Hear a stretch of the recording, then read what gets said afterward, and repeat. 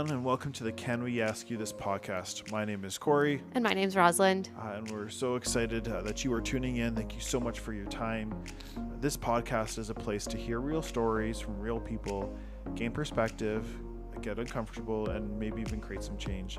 We want to hold space and give a voice to people who maybe they've been hurt by the church or wonder if they even have a place.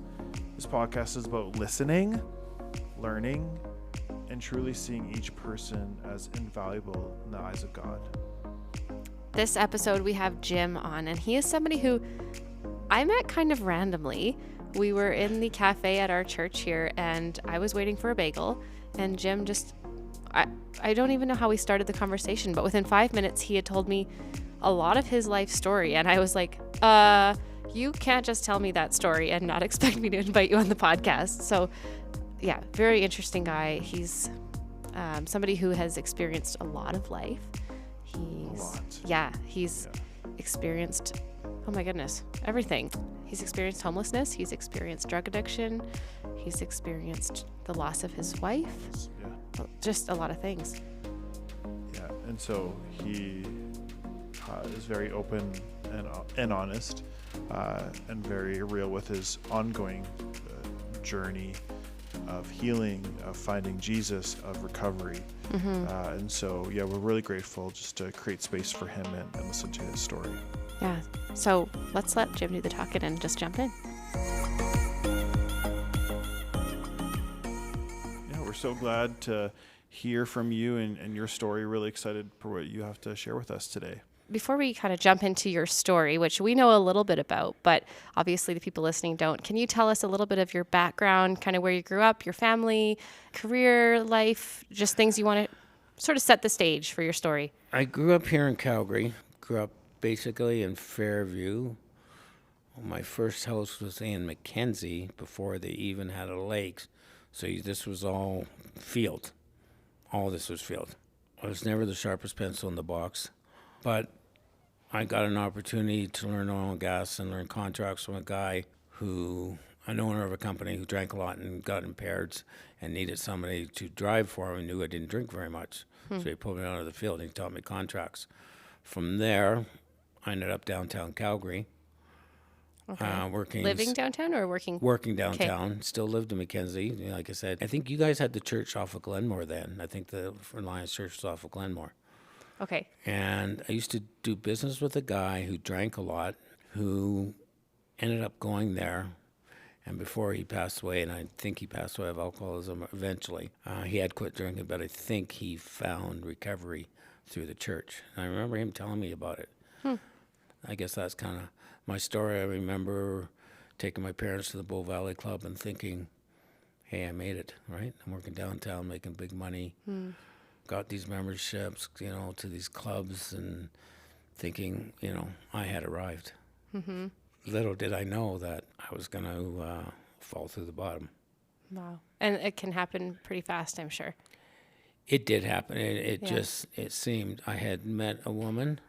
I don't want to mention her name I don't have her permission, but she was the ex-wife of somebody very prominent in Calgary. But we lived off the lake in Sundance. It was her house.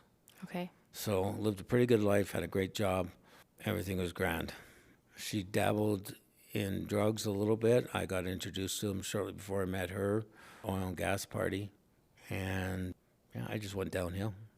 So this is an oil and gas party. So people had money and doing drugs? No, it was near the Cecil Hotel. And little did I know, the owner of the club, it was a Mardi Gras party, hired some girls, I'm just going to say it, Flash, and she blew crack cocaine into my mouth from her mouth. And I instantly went, wow, where's this drug been all my life, right? And I had never done drugs before that. It was that fast, It was just that instant. fast. Wow. And upon that, after that, it was the first thing my mind thought of every morning that I woke up, was that high. Wow. And I played around with it for a while, and then I heard all the horror stories, and I went 6 months without it, and I went, see, I can't be addicted. I went 6 months without it. Had you ever tried any drugs before that? I tried marijuana once. Okay. I tried acid once when I was in high school. I didn't like either of them. Okay, so it never occurred to you that you might be addicted to any drugs No, ever? Yeah. but I like this one. Yeah. Okay. right? And there's probably reasons I liked it. So, I started playing around with it. And anyways, I met, and we lived a pretty good life, but we played our weekends. Started off one weekend every month. We would get the drugs and play around and have our little parties, and, just her and I. And it's funny, as much money that she had, and, I had a little bit compared to her, but was doing well compared to other people. Our best times was the simple things in life, like going fishing, playing crib together, playing cards together, right? We fished a lot together, stuff like that. That was our best times. So, but within 4 years, I had lost all control, right? I would start and I couldn't stop. So this, I grew up Catholic, right? I was an altar boy, Okay. right? I did my prayers every night. My father was go to church, say prayers on his knees every night, same with my grandmother, stuff like that. But I had lost all contact with God. And really, if someone was asking me, I went, probably doesn't exist. If he does, I'm not going to worry about it, right? I never gave it much thought. So I remember going to work Monday morning, I thought, well, I'll just stop at the crack house. And next thing I know, it's Wednesday. I had a big meeting. I showed up for work, and there's the president of the company who I worked under a lot. And he told me I had to go. Wow. And I got down on my knees, and I begged him not to fire me. And I remember him saying, get up, get off your knees. Jim, get off your knees. He goes, I don't want to see you like this. Get off your knees. Right? Was he was like a friend to you as well? He was, we were close. We went fishing together a lot. We did stuff. It was kind of a startup company. I did a lot of work for them. I mean, the company, he was good. He was good. The company was good. The crews were good. So, but that was kind of the start of it. How to say, the abnormal becomes the normal, right? Right. I ended up, they let me go, and I had asked to go away for some help once before that, and they said, no, not at this time. We really need you to focus, and you can't go away. Because of that, they couldn't disclose why they let me go. Ended up with another company, did sales and stuff, but at the same time, about to get fired, and I went on disability before they could fire me for the same reason, right? It became a habit, and almost every job I had, somewhere along the line, the drugs were playing a role to get me dismissed. When I worked hard, but they always got in the way. I guess to shorten things up, I ended up becoming homeless. This church was being built. I was living still in Mackenzie. It was now Mackenzie Town. I think they had a lake then. So this was after you had left the Sundance house? No, I haven't left Sundance yet, I don't think. But I started sleeping in the parking lot here in my truck. I was homeless. So the parking lot of the church that we're recording Yeah, I think it was in right being now. built at the time. Okay. And I'd sleep here sometimes. And I was homeless, not homeless, homeless, not homeless. And then I remember one time, it was really cold. Some of my past is a blur. But I remember it being really cold, couldn't start my truck because I didn't have enough gas. Threw a bunch of blanket stuff over me, waking up in the morning, and I'll talk about this in meetings. I would call it my first spiritual experience. That there's the people that were walking in here, this was probably within the first, I'm going to say 6 months it was open, maybe even a couple of months, that there was something on the people's faces that I saw. I noticed it right away, but I couldn't put my finger on it. I never followed them in here. I think I took off and went somewhere. What did you think when you saw something different, what was your thought? What was that? There was a happiness, there was a contentment, there was peace. Interesting. There was peace. Yeah. Which I didn't have, right? But there was peace. There was something on their face. And I remember seeing that. And I guess what's weird about that is I ended up back here probably within 4 years later. Right? Wow. I left town, went away to treatment, Okay. worked, went to Estevan, worked. My trouble followed me. Came back here. And I met a girl that I knew that invited me to the Alpha course. And I started the Alpha course. It still took me a long time to believe, but I was hopeless. I was totally hopeless. Going from a Catholic background and then kind of walking away saying you don't really believe in God, what made you kind of interested in doing the Alpha course? Was it what you saw on people's faces, or what kind of sparked that for you? I think it was a combination of the fellow that I knew told me about the Alliance Church, which was this one, when they were off of Glenmore, I think. Right. Right? Okay. Yep. And told me about it then, and I was starting to have problems, and he knew about it at the time, right? But I had originally met him. I wasn't doing anything, but by the end time I was. And the fact that she recommended it, and then I met Pastor Heather. I repented to Pastor Ray. He was still working at the time. I don't know if he'll ever stop working. Yeah, it was Right. good. But I still wasn't a full believer. I wasn't, and I wasn't putting the work in. You know what I mean? I was using it as a convenience. Using your faith or The faith as a Okay. convenience, I think. There when I needed it. yeah. Still like to blame God when bad things happened, and pat myself on the back when good things happen. Right? I still wasn't there. Yeah. She wasn't there. I put it this way: I'm sticking my toe in the water, seeing how cold or how warm it is, and that's all I was doing. So, I'm curious about your kind of relational supports throughout this journey, because you mentioned, your wife that you guys started doing drugs together with your wife. we're common law. We're Okay, common law. sure. Yeah. So you start doing, drugs together. Yeah. And I'm kind of curious about kind of how that journey kind of played out, how drugs had an impact on some of your relationships, and were there any people throughout your life that you got to get clean, you can't do this, right? This is not sustainable. And what did Jim do kind of through that period? I had lots of support, right? With parents, I think some friends, some relatives, right? But they can only do so much. They couldn't do the part that I needed to do with God, right? There's that old saying that part of recovery I can't do alone, but the other part only God and I can do, right?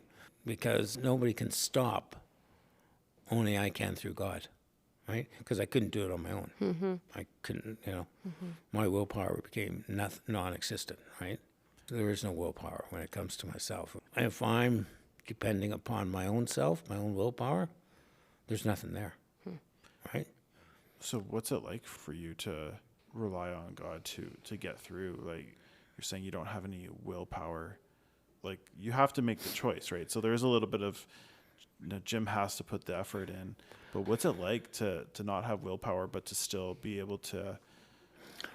As I said, my willpower was non-existent. My willpower is finding God, and to keep finding God, right? And it wasn't until I went to many treatment centers, some of them 3 times over, until they wouldn't even accept me anymore, right?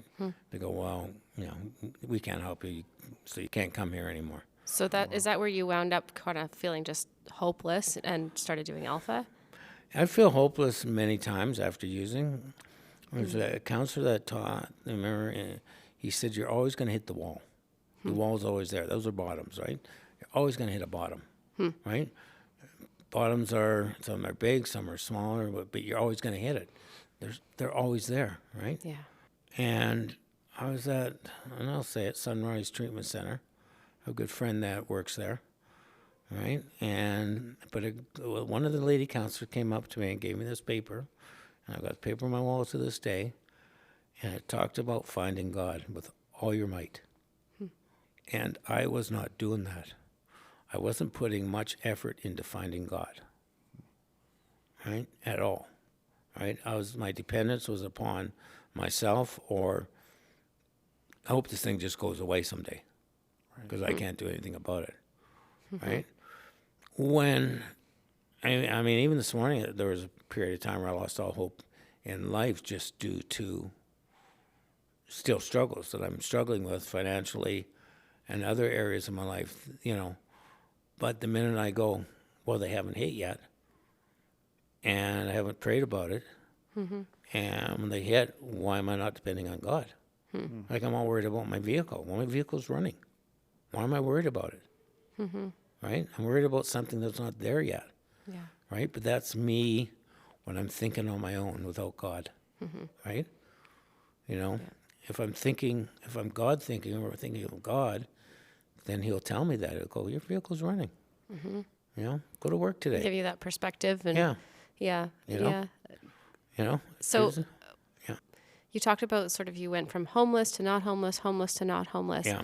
When you were living in your vehicle, what did that do for your, I guess, mental health? And how did you feel like you could come into a church building? Did you feel like you would be welcome? What was that experience like for you? I think, Or a building in general, I guess. What's that experience having that put upon your identity? I'd lost a lot of confidence in myself, right? Had no self-image of myself, nothing, right? Because all I was a drug addict that if you were a stranger, you didn't know I could fake it pretty good, right? And I could look and play the part that I was okay, right? But if you're family or relatives or something, I mean, even my parents, I'd go to family functions and it was the biggest elephant in the room. Nobody talked about it. Okay. Right? Did you want them to? I did. Yeah. I did. But it wasn't discussed at all. And it's just, I think it's the way they wanted to handle it. Let's not discuss it. Okay, so we jump off that for a sec? So what would you tell, if there's people listening who have kids or family members that they know are struggling with addiction, what would you want them to say? If you could go back, and I know you love your family, but what would you have liked them to say to you? I think they have to have long talks about it. They also have to draw a line on the enabling part. Not that my parents enabled me all the time. They didn't, but how do I put this? So the drug I took gave me the biggest euphoria feeling I ever had in my life. I can't take that away, right? How it was explained to me, and you can cut this out if you want. So the most endorphins a person will release in their brain is when they have an orgasm. Okay. Times that by about 1 million, and there's a little hit of crack. Wow. So the euphoria that goes off in your head, you're not going to forget that because it's something that happened. It's like, Yeah. And for some people, I know some people that did it and went, whoa, that's just too much. I'm never touching this again because it will destroy me. You know what I mean? And they don't. Where I had to get to a part, I had to get sick and tired of being sick and tired, I guess, till I got desperate enough to look for God. See, because I never thought I was good enough for God. I think that's the thing. I think that's the biggest thing that people got to realize is that God's always there, but you got to look for him. Yeah. Right? Did you feel like your friends and family not talking about it sort of enforced that narrative in your mind that we want you to be good enough, so we're just not going to talk about it kind of thing? I don't know. They never talked about it, ever. Like, even when I was homeless, they wouldn't talk about it. But... That's hard. Yeah, I know. Yeah. But I think that's the biggest thing is I never felt worthy enough for God because I always thought bad. And I don't know whether that was my Catholic upbringing or whatever. I don't know. Right? I think it's but I grew fairly up with common. God throwing lightning bolts right at you. Like, oh, you did this wrong, so we're going to do this to you. Right? That was my belief. And it's somehow, my sister has a totally different belief, but we grew up in the same family. Right? So, I can't tell you where it came from, but that was my belief. I went to lots of meetings, started going to meetings for 20 years. People would talk about a higher power or God or whatever. I just never felt I was worthy enough for God. So when did that change? I got desperate enough. And that little note that lady gave me going, because I'd start and I couldn't quit. I went through rent money, right? You'd start using? Yeah, I started using and I couldn't quit. Right? And I'd go through every cent I had. I could not quit. And even when I'm doing it and I wanted to stop, I couldn't. So I started looking for God. I realized that I got to look for God, right? Because that's my final hope. Right? So for somehow this, I don't call it a church, was this place always seemed to come up to me. Which place? First Alliance. The church that we're in. Okay. Yeah, First Alliance Church. Always came up to me. So I started coming back here, right? And I just went, okay, God, whatever the outcome is, I'm going to trust it. That's your will. And I'm going to accept it. That's how it started. Just a baby step. Just that one at simple. a time. Yeah. Yep. That simple, right? And I think it's like anything else, it grows. Like I'm now, I lose it some days, I mean, we all do. but my dependence has to be upon his will and upon him. So jumping back to the question I asked earlier, when you first started coming into a church building, what was that experience like for you? Did you feel like this was a safe space? Did you feel welcomed? I did, but I was very afraid to let people know at first, It's fair. right? Yeah. Yeah, And you then don't after know. a while, I didn't care. Yeah, actually, just to share a little side story, I met Jim only a couple months ago. We were waiting for bagels in the cafe, and he told me all about his story. And I was like, well, that was the coolest 5 minutes I've ever had of my whole life, like just you sharing your testimony with me. But I was struck by how you're so willing to share it. Like for me, it was very cool to hear it. So it's very cool to see that's the Jim I met, but to Yeah. hear that you were not always comfortable sharing it is really interesting for me. Yeah. Without God, I have nothing. So we do 12-step meetings, right? I like 12-step meetings. And, in step 3, 2 and 3, we come to a higher power, right? That higher power has to be God, right? It has to be. And it was that way at the beginning. It wasn't a doorknob. It wasn't a light bulb. It wasn't, you can I don't care what somebody starts off with, but it has to end up being God at some point. Whatever your definition of God is, I tell people that, right? Because my definition of God when I first started was bad. God didn't like me. He made bad things happen, right? But I came here and I like the message they taught here. I like the message that I heard about being broken, about God forgiving you. And I think I needed to hear that.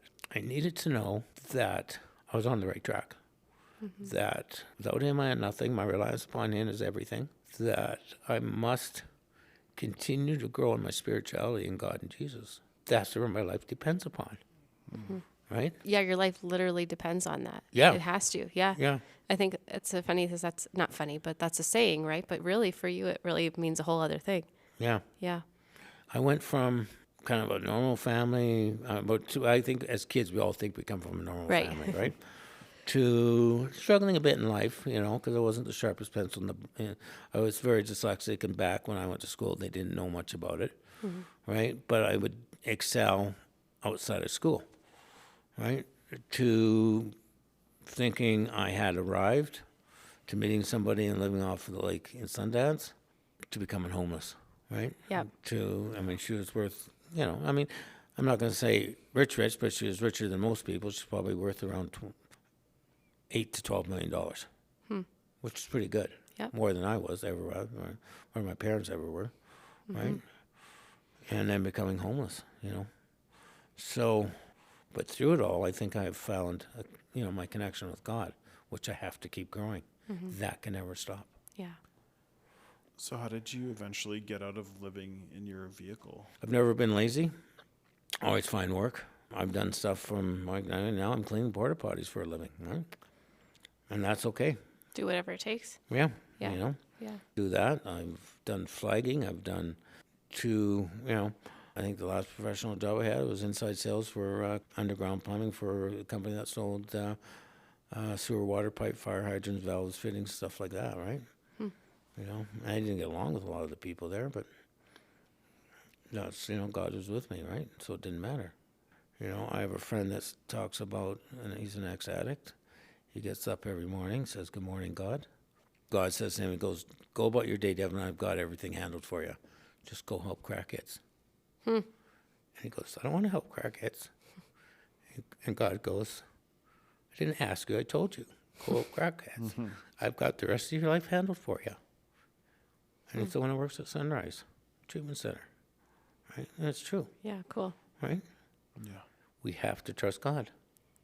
So I try and make contact with him mornings, nights, and during the day.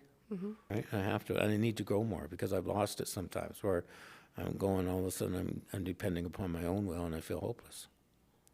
And what happens when you do that? I think it's something that all of us do, maybe not specifically for drug dependence or whatever, but we all start going our own way.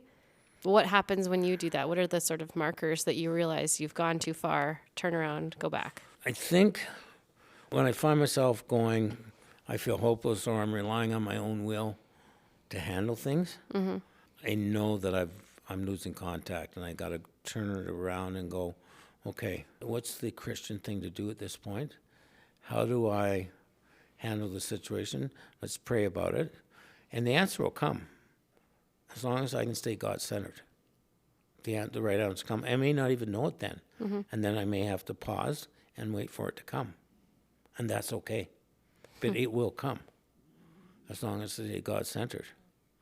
It's like so interesting because you talked about contentment being on the faces of the people that you saw walking in.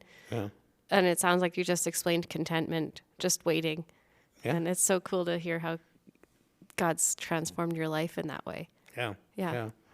Yeah, I started coming, and sometimes I'll sit in the cafeteria here. I come with my mother now, right? And it's great, that we're able to do that. My dad passed away 4 years or 5 years ago, right? And I was still using addict at the time. Oh, wow. Right?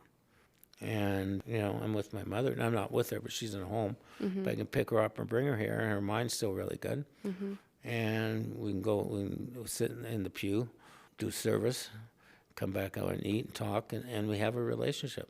That's cool. And God has done that.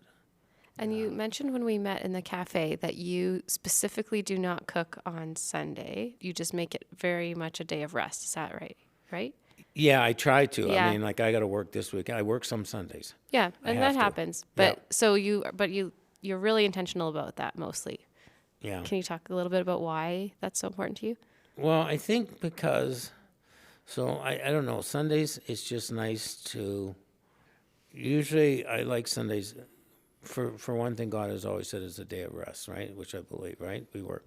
But I can pick up my mother, we can come here, we can go to church, get coffee, we can buy something to eat, I can take her shopping, do whatever, as long as I don't have to work that day, right? It's just, it's a God day that makes me happy.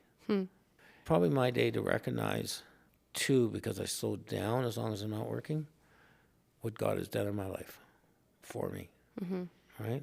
Because I certainly can't do it, right? Yeah. I tried for 20 years. I couldn't do it. It just got worse, right? Yeah. My best thinking kept getting me in worse and worse situations, right? It wasn't until I relied totally on God and go, okay, God, you got this? I'm just going to accept whatever comes about. But this is yours. Wow. Let me do the right thing.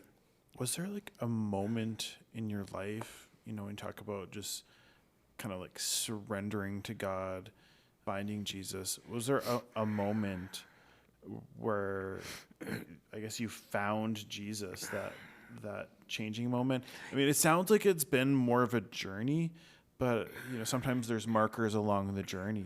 No, there's just been little things, little spiritual experiences. So it was gradual. Okay. Right? There's a thing in the big book of AA that says he either is or he isn't. And when I examine everything, he is. That's the bottom line. He is. Amen. Last night with this girl that I was really taken with, it was shortly after my spiritual experience here in the parking lot. Okay. And I got up, I was sitting in the living room, she was in the basement suite. And I heard this voice. It was loud, it was clear. And it was a man's voice. And it said, "You are not through." And I got up, I started looking behind chairs. I looked out the window. I went outside and looked. This voice to me came from in the room that I was in. And it's as clear as anything I had ever heard in my life. Wow. I went out the next day, and I had 3 months, and then I relapsed. And life became a mess again. And if anybody was to ask me today where that voice came from, I don't know where it was God. Did you know it was God in that moment? I thought about it. Yeah. Because I could not find where that voice came from, and there was nobody else there. And my girlfriend at the time was in the room. She didn't hear it? No, she was sleeping. Yeah, and it was clear as bell. And I don't know. I mean, I've heard a few stories where they said they've heard a voice. And I was 3 months clean. So I wasn't drinking, I wasn't on drugs, wasn't delusional. Yeah. I've never had any mental problems that I know of.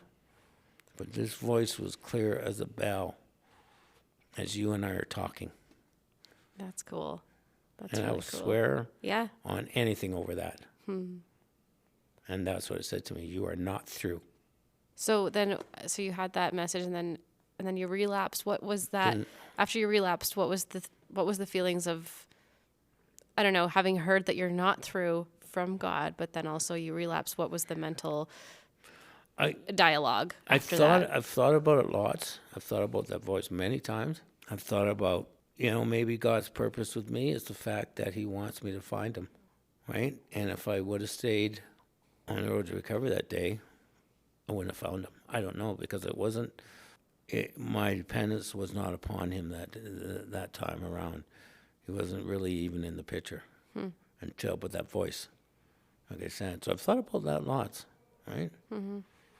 So, that's another spiritual experience. I'll talk about that sometimes in meetings, right? When I examine the spiritual experience that I have, he is.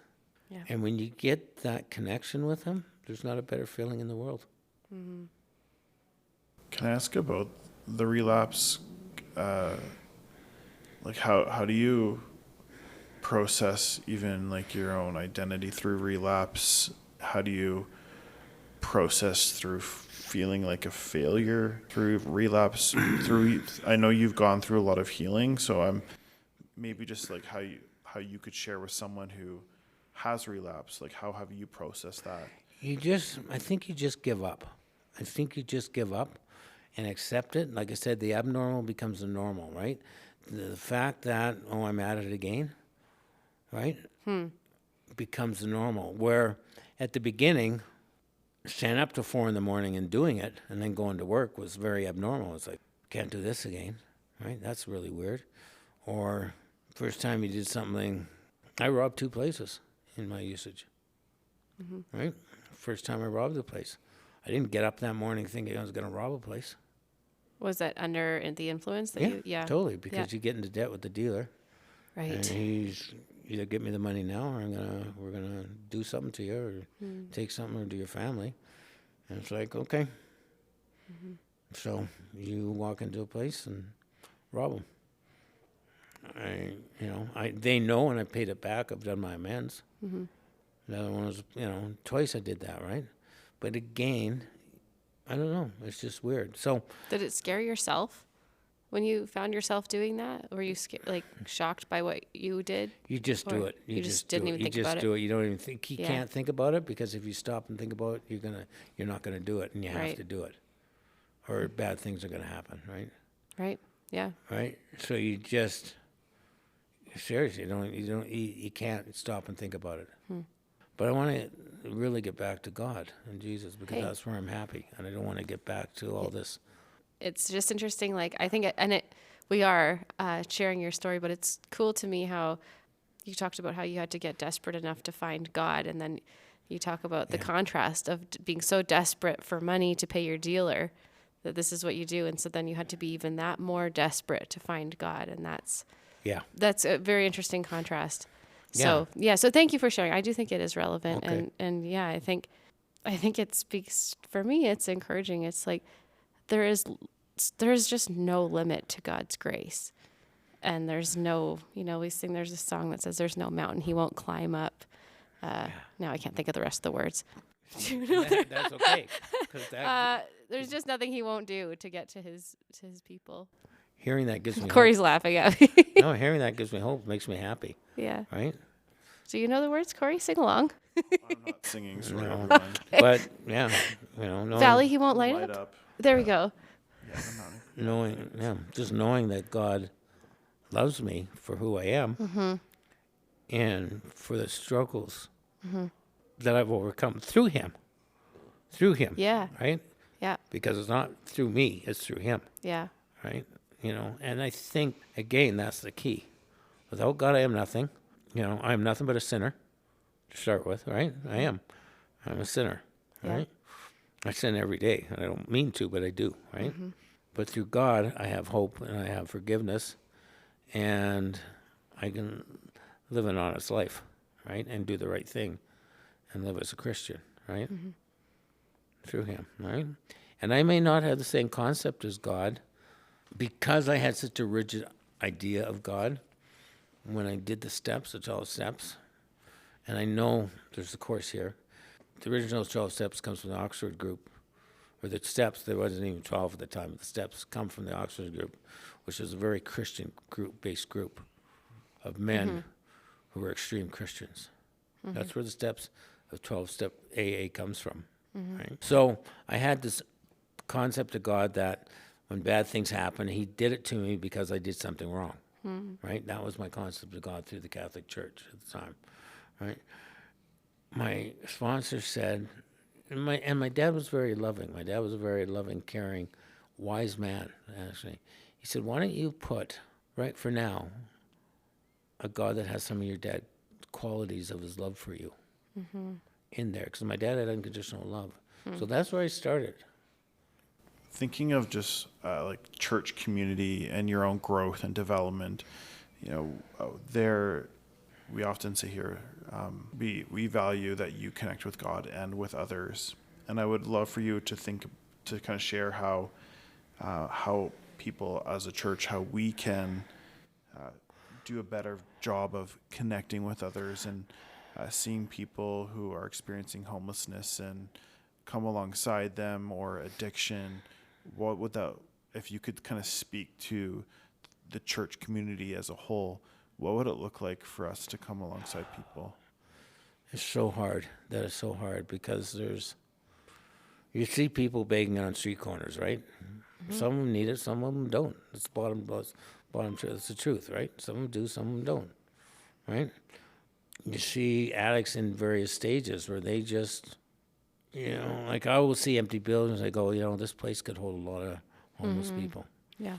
But then you have the homeless people that aren't going to respect it and destroy it, right? There was a time that if I couldn't get a hold of any dealers, I'd go to the drop-in center and pick up, because I always knew there was dealers out there, right? Drop-in centers, always know there's dealers there. So yeah. Yeah. So is there a way that we can, one person listening to this may not be able to rent out a whole building, but is there something like when we walk past somebody who's asking for change or whatever, what's a way we can be the church? I think looking them in the eyes, acknowledging them, right? Yeah. I don't know if giving them anything. I think sometimes offering them a meal is okay. Do you know what I mean? Yep. I don't know about giving money. I begged for money a few times, but it was just to get more drugs. There's lots of places that will offer food, dinners, right, that you can go to. Mustard Seeds has 3 squares a day you can go into. They accept almost everybody. Drop-in Center does. There's other places. I think St. Mary's Church on Sundays has a great meal. I have a few recovery friends that will still go to it. Right? Was there anything that stuck out to you in your mind that somebody did that was like just a very memorable, loving thing? When I started to recover, I loved going for coffee because I could be around people and talk to people, even strangers. I wasn't alone. Do you know what I mean? You're walking down the sidewalk or someplace and you're stoned and not recovering. You tend, I think, to hide inside, and people will look through you. They won't look at you, they'll look through you, right? My worst experience ever was I got caught underneath the stairwell of the parkade I parked at downtown smoking crack by people I used to work with. Oh, man. They looked at me and said, "Jim, is that you?" Wow. And I thought I was going to die, but you know what I mean? Was that a moment for you that light bulb? No? No, it wasn't a moment. I wanted to die. But no, God's the only moment, I think, and it came gradually. I became desperate enough that I'm seeking him, became desperate enough that he'll love me, became desperate enough that he can be my higher power. Or I'm going to die. So now you have you've taken a different path, chasing after Jesus. What does your daily life look like for you as you live in recovery and establish your new identity in Christ?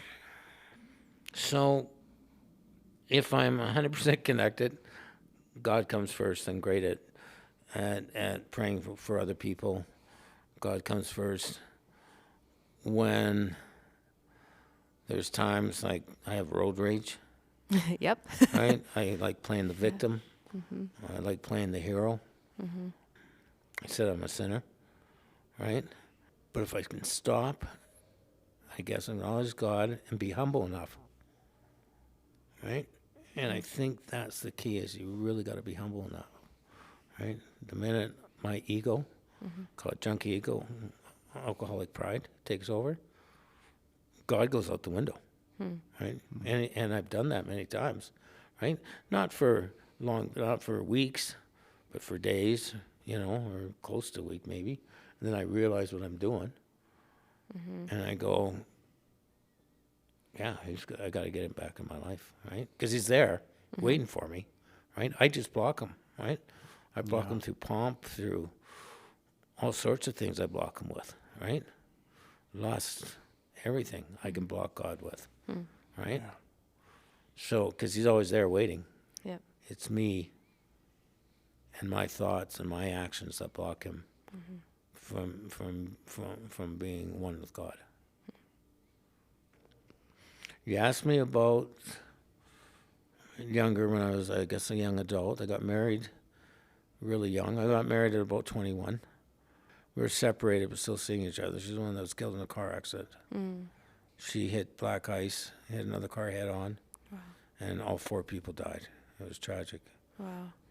But even then, I don't know, what I mean? Like, I never grieved properly, I don't think, over that, but that was me. It wasn't talked about a lot. I got married again 4 years later. I think I was 26. And she came out of the closet on me. And that devastated me worse than first wife dying. That devastated me. I think because all of a sudden I was married, it was twice, Yeah. 2 marriages down the drain. Yeah. When I look at it now, it wasn't my fault, right? Yeah. But I also didn't confront the issues. So, maybe I had a part to play in it, right? Because I'm not confronting the issues that were there. Yeah. Afraid of being hurt. Do you think that your grief played into any of the drug addiction? I don't think so. I No? really don't. No, because I just didn't do drugs. But I think my grief and being hurt from the death of my first wife played into not confronting the issues of my second wife. Because every time I did, I could feel the separation, and I didn't want to be hurt, right? Yeah. Because there was issues there. And you'd gone through something. You've gone through a loss before, so. Yeah. Yeah. Yeah. Yeah. And then from then on, I was just screwed up, right in the head, right? And I wasn't a good husband my first time. I'll admit that to anybody. I cheated. I was not a good husband at all. I didn't have God in my life, right? Yeah. Right. So, Jim, if you could offer a piece of wisdom, some insight to your younger self, what would that be? I think I was going to say this. I have somebody younger than me actually right now, but he's the one that goes to the Alliance Church in Okotoks. But I talk to him and ask him his advice on a lot of stuff based on God. I think because as a younger person, I based so much upon myself and what I'd get out of it, instead of looking. I'm going to say what the Christian thing to do is, right? Selfish and self-centered. And it may not even come across like that, but I was. Everything was about me. Didn't mean I didn't work hard. It didn't mean I didn't do things right. But it meant, a lot of it was, what am I going to get out of it? Yeah. What's my reward, right? So if I was to give advice to anybody else, it would be always talk to somebody about things, especially big things. I think, are there any final questions? No, I think that was an incredible story. Thank you for sharing your story. You're welcome. Yeah, we appreciate you just being able to sit down and being very open and candid with us. I know it's not always easy, but we really appreciate the openness and honesty with your journey and your relationships through addiction and even finding Jesus and what that meant for your life. So thank you, Jim. I really appreciate it. I want to mention I have a cousin and his wife that are Baptists but they played a big part too in my recovery. Always phoning me, talking to me about finding Jesus and God, bringing me the recovery Bible and other Bibles, and they played a huge part, I think, in my recovery. Cool. Right? Never enabled me, but were always there to help me with my recovery. And that's what I said. You know, there's part of it I can't do alone, and the other part only I can do through God. On a side note, what's the Recovery Bible for people listening? It is a Bible. It's based on the New Testimony, but it has more. It explains everything underneath. It has the scriptures, and then explains kind of what the scriptures mean. Right? I mean, I could read the Bible, and I wasn't a great reader because I'm very dyslexic, right? So I have to read really slow. I don't retain a lot, but I could read the Bible, and unless it gets explained to me, I don't know what I don't understand it. Yeah. Right? So this kind of helps with that. It helps with that a lot, but I still needed somebody there Yeah. to be able to phone, ask questions. And I went through their Alpha too at their place, but I'd already done this one, so it was a start. Do as many times as you need. Yeah. Yeah. Yeah, absolutely. Well, yeah, thanks again. Thanks again for being on the podcast, Jim. Thank you very much. What an episode. I mean, I think at the beginning I talked about how I met Jim at the cafe and he told me his life story in 5 minutes, but like I didn't know the depth of it. And it's just and so much more. Like I feel like, Yeah. for, I don't know, maybe it was like 35, 40-minute conversation. I know we're just really touching the surface here. Yeah, truly. And just what really struck me was that he, at one point in his life, was so desperate for drugs that he was robbing places and doing whatever he had to do, and even living in his car. That's pretty desperate. And now he talked about how he had to get desperate for God. And if you picture that, like, I don't think that I am, if I'm honest with myself, I don't think I'm that desperate for God, you know, like. It's a good question to ask. Like, Yeah. How desperate are you for God? Yeah. Like, you know, God would not ask you to rob a store for him, but parallel it, you know, if he asked you to go somewhere that you didn't want to go, would you go? Well, or whatever? to give up your life. And give up your life and follow him. What does that actually Yeah, mean, right. right? Like what are the things in your life that you hold tightly to? So it really made me think about, like, he must be very desperate for God if he's more desperate for God than he was for drugs.